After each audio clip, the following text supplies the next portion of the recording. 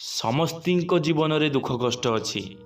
ସମସ୍ତେ ଦୁଃଖ ପାଉଛନ୍ତି ତ କିଏ କିଏ ସୁଖ ମଧ୍ୟ ପାଉଛନ୍ତି। ଯେବେ ମନ ହାରିବାକୁ ଲାଗିବ, ମୋର ଏହି ଗୋଟିଏ କଥା ମନେ ରଖିଥିବ, କେବେ ବି ହେବେ ନାହିଁ ଦୁଃଖୀ। ଯଦି ଜୀବନରେ ଦୁଃଖର ଭାର ବଢ଼ିଯାଇଛି, ତାହେଲେ ମୋର ଏହି କଥାଟିକୁ ଯଦି ଆପଣମାନେ ମନେ ରଖିଥିବେ, ତାହେଲେ ଆପଣଙ୍କ ଜୀବନରେ କେବେ ବି ହେଲେ ଦୁଃଖ ଆସିବ ନାହିଁ। ଦୁନିଆରେ ନଦୀ ଝରଣା କୌଣସି ବିନା ବାଧା ବିଘ୍ନରେ ବୋହିଯାଆନ୍ତି। ଜନସମାଜକୁ ଜଳ ପ୍ରଦାନ କରି ତୃପ୍ତି କରାନ୍ତି। ସେହିଭଳି ମନୁଷ୍ୟ ନିଜ ଜୀବନରେ ସ୍ୱାଧୀନ ଭାବରେ ନିଜେ କିଛି କରିବାକୁ ଚାହିଁଥାଏ, କିନ୍ତୁ ତାଙ୍କ ମନରେ ସବୁବେଳେ ଭୟ ଥାଏ। ଏହି ଦୁନିଆରେ ଏମିତି ବହୁତ ଲୋକ ଅଛନ୍ତି ଯେଉଁମାନେ କି ନିଜକୁ ବହୁତ ଅସଫଳ ବୋଲି ଭାବନ୍ତି, ନିଜକୁ ବହୁତ କମଜୋର ବୋଲି ଭାବନ୍ତି ଓ ନିଜକୁ ବହୁତ ନିରାଶ ବା ଏକୁଟିଆ ବୋଲି ଭାବିଥାନ୍ତି।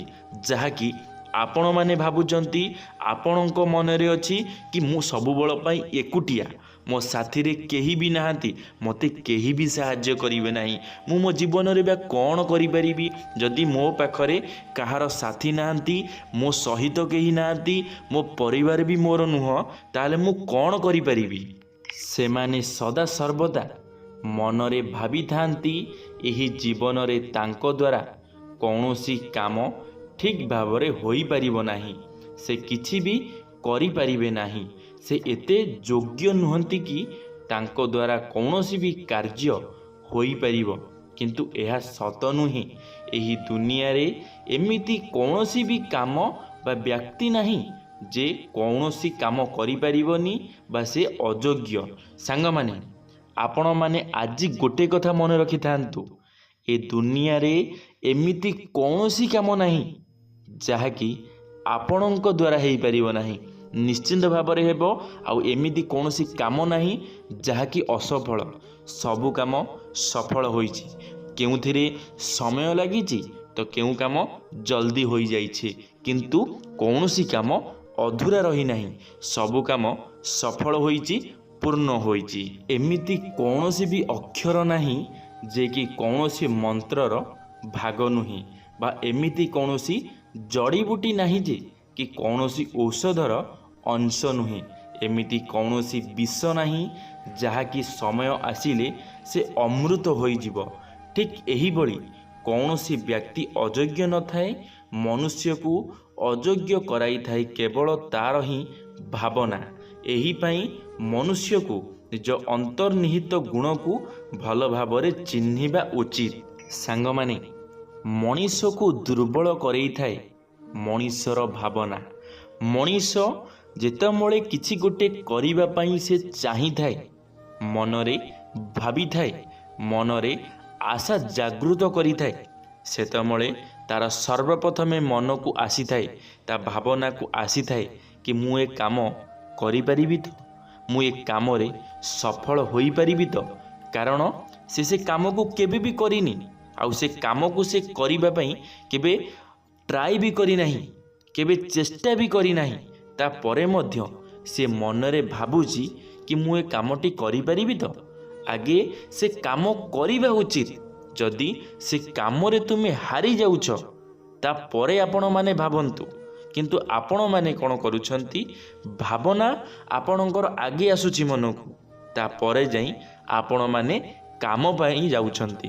ଆଉ ଯେତେବେଳେ ଆପଣ କାମ କତିକି ଯାଉଛନ୍ତି, ତ ଆପଣଙ୍କ ଭାବନା ଆପଣଙ୍କ ମନକୁ ଦୁର୍ବଳ କରିଦେଉଛି, ଆପଣଙ୍କ ଚିନ୍ତାଧାରାକୁ ଦୁର୍ବଳ କରିଦେଉଛି, ଯାହାଦ୍ୱାରା କି ଆପଣମାନେ ଆପଣଙ୍କର କାମକୁ ପୁରା କରିପାରୁନାହାନ୍ତି। ତେବେ ମନୁଷ୍ୟ ନିଜକୁ ଚିହ୍ନି ପାରିବ କି ସେ କିଏ, ବା ତା'ର ନିଜର କୌଣସି ଯୋଗ୍ୟତା ଅଛି ଏବଂ ଏହି ଦୁନିଆରେ ତାକୁ କିପରି ବଞ୍ଚିବାକୁ ହେବ। ମନୁଷ୍ୟକୁ ତା'ର ଅନ୍ତର ମନକୁ ଜାଗୃତ କରିବାକୁ ପଡ଼ିବ ଓ ସେ ଜାଣିପାରିବ କି ଏହି ଦୁନିଆ ଯେଉଁ ଆଶାର ଆଧାରରେ ସ୍ଥିତି ସୃଷ୍ଟି କରିଛି, ସେହି ଦୁନିଆରେ ନିରାଶା, ହତାଶ ଓ ହାର ଭଳି ଭାବର କୌଣସି ଅସ୍ତିତ୍ୱ ନଥାଏ। ସାଙ୍ଗମାନେ, ମଣିଷକୁ ସର୍ବପ୍ରଥମେ ନିଜକୁ ଚିହ୍ନିବାର ଅଛି କି ସେ ତା ଜୀବନରେ କ'ଣ କରିପାରିବ, ସେ କେତେ ବାଟ ଯାଇପାରିବ, ସେ କ'ଣ କଲେ ତା ଜୀବନରେ ସେ ସକ୍ସେସ୍ ହୋଇପାରିବ, ସଫଳତା ହାସଲ କରିପାରିବ। ତା ବୋଲି ନୁହଁ ଯେ କି ଆମେ ଯାହା ଚାହିଁବା ତାହା କରି ବସିବା, ଯାହାକି ଆମ ଦ୍ୱାରା କେବେ ବି ହେଲେ ହେଇପାରିବ ନାହିଁ। କାରଣ ସମସ୍ତଙ୍କ ଚିନ୍ତାଧାରା ଅଲଗା, ସମସ୍ତଙ୍କ କାମ କରିବା ଶୈଳୀ ମଧ୍ୟ ଅଲଗା ହୋଇଥାଏ। ତ ଆମର ଯଦି କାମ କରିବାର ଶୈଳୀ ଅଲଗା, ତାହେଲେ ଆମେ ଯଦି କିଛି ବଡ଼ କାମ ଧରି ପକାଇବା, କିଛି ବଡ଼ ଆଶା ମନରେ ରଖିବା, ତ ଆମେ ସେ ବଡ଼ ଆଶା ଯାକେ ପହଞ୍ଚି ପାରିବା ନାହିଁ।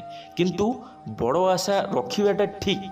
ଯଦି ଆମେ ବଡ଼ ଆଶା ମନରେ ରଖୁଛେ, ତାହେଲେ ଆମେ ବଡ଼ ଆଶାକୁ ମନରେ ଭାବି ଆମେ ଛୋଟ ପାଖରେ ପହଞ୍ଚି ପାରିବା।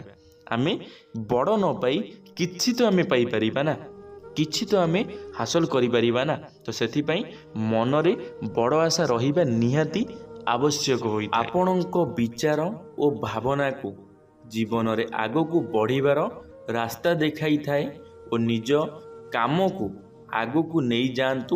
ଆପଣଙ୍କ ପ୍ରଗତିର ରାସ୍ତା ସବୁ ଅସମ୍ଭବ କାମ ସମ୍ଭବ ହେବାକୁ ଲାଗିବ।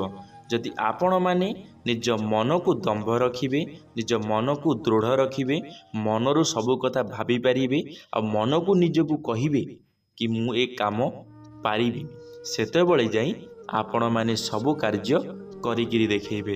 ଆପଣମାନେ ସବୁ କାର୍ଯ୍ୟରେ ସଫଳତା ହାସଲ କରିବେ। ଆଉ ଯେପର୍ଯ୍ୟନ୍ତ ଆପଣଙ୍କ ମନ ଦୁର୍ବଳ, ତ ଆପଣଙ୍କ ଶରୀର ମଧ୍ୟ ଦୁର୍ବଳ ହୋଇଯିବ।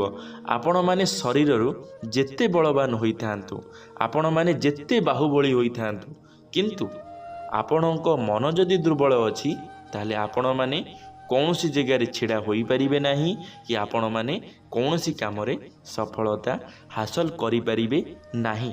ତ ସେଥିପାଇଁ ସର୍ବପ୍ରଥମେ ନିଜ ମନୋବଳକୁ ଦୃଢ଼ କରନ୍ତୁ। ତାପରେ ଯାଇ ଆପଣମାନେ ଯାହା ବି ଚାହୁଁଛନ୍ତି ତାହା କରନ୍ତୁ ଆଉ ନିଜ କର୍ମରେ ସଫଳତା ହାସଲ କରନ୍ତୁ। ଭଗବାନଙ୍କର ଆଶୀର୍ବାଦ ତୁମ ଉପରେ ସବୁବେଳ ପାଇଁ ଅଛି, ସଦା ସର୍ବଦା ରହିଛି। ଆପଣମାନେ ଚାହିଁଲେ ଆପଣମାନଙ୍କର କାମ ମଧ୍ୟ ସହଜରେ ହୋଇଯିବ। ଭଗବାନ ଆପଣମାନଙ୍କୁ ନିଶ୍ଚିନ୍ତ ଭାବରେ ସାହାଯ୍ୟ କରିବେ। ତ ସେଥିପାଇଁ କେବେ ବି ହେଲେ ମନକୁ ଦୁର୍ବଳ କରନ୍ତୁ ନାହିଁ, ନିଜ କର୍ମ ପଥରେ ଆଗେଇ ଚାଲନ୍ତୁ। ଧନ୍ୟବାଦ ସାଙ୍ଗମାନେ। ଯଦି ଭିଡ଼ିଓରୁ ଆପଣଙ୍କୁ କିଛି ନା କିଛି ଶିଖିବା ପାଇଁ ମିଳିଥିବ, ତାହେଲେ ଲାଇକ୍ଟି ନିଶ୍ଚିତ ଭାବରେ କରିଦେବେ। କମେଣ୍ଟ ବକ୍ସରେ ଆପଣମାନଙ୍କର ମତାମତ ରଖିବେ। ଯଦି ଆପଣମାନେ ଆମ ଟକିଂ ୱାର୍ଲ୍ଡ ୟୁଟ୍ୟୁବ୍ ଚ୍ୟାନେଲରେ ପ୍ରଥମ ଥର ପାଇଁ ଆମ ଚ୍ୟାନେଲଟିକୁ ସବସ୍କ୍ରାଇବ୍ କରିଦେବେ। ଧନ୍ୟବାଦ ସାଙ୍ଗମାନେ। ଜୟ ଜଗନ୍ନାଥ, ଜୟ ମା ଶାରଳା, ଜୟ ଶ୍ରୀକୃଷ୍ଣ।